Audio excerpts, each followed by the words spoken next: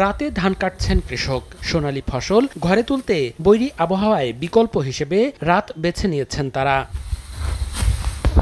চলতি বড় মৌসুমে ধান কাটা শুরু হয়েছে শরীয়তপুরে। তবে তীব্র গরমে দিনের বেলায় মাঠে কাজ করা কঠিন হয়ে পড়েছে। এজন্য রাতে চাঁদের আলোতে ধান কাটছেন কৃষক। রাত ৯টা থেকে শুরু করে কাজ চলে শেষ রাত পর্যন্ত। তীব্র গরমে মানুষ হিট স্ট্রোক শঙ্কায় ঝুঁকি না নিয়ে রাতের শীতল বাতাসে ফসলের মাঠে কাজ করছেন। পরের দিন বিকেলে তাপপ্রবাহ কিছুটা কমলে দিনের আলোয় কাটা ধান মাড়াই করা হয়। তবে রাতে কাজ করতে ভয় রয়েছে সাপের আক্রমণের। দিনের বেলা কোনো লোকজন পাওয়া যায় না, মানে গরমের মধ্যে রোদের মধ্যে কাজ করার জন্য।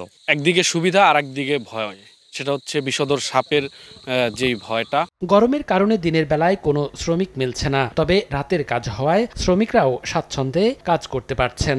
রাত্রে কাজটা দিনের শেষ বেলায় নেই, এছাড়া কি করব, গরমে তো মনে করেন চকে আসতেই পারি না। বর্তমান যে তাপমাত্রা অন্য জায়গায় অন্য জেলায় গরমে স্ট্রোক করে মারা যায়। ধান কাটতে মারা যায় কারণ ওরা ভয়তে রাতে ধান কাটি। রাত্রের বেলা জীবনের ঝুঁকি নিয়ে এই কাজ করতে হয়। কৃষকের সুবিধার্থে কম্বাইন্ড হারভেস্টার দিয়ে ধান কাটার পরামর্শ কৃষি বিভাগের। সরকার থেকে অনেকগুলো কম্বাইন্ড হারভেস্টার দেওয়া হয়েছে। এই কম্বাইন্ড হারভেস্টার যদি তারা ইউজ করে অল্প সময়তে তারা তো ধান কাটতেই পারবে, সাথে সাথে যেটা হচ্ছে একটা নিরাপদভাবে বা স্বাস্থ্য ঝুঁকি মুক্তভাবে তারা ধানটা সংগ্রহ করতে পারবে। চলতি মৌসুমে শরীয়তপুরে 25,526 হেক্টর জমিতে বোরো আবাদ হয়েছে।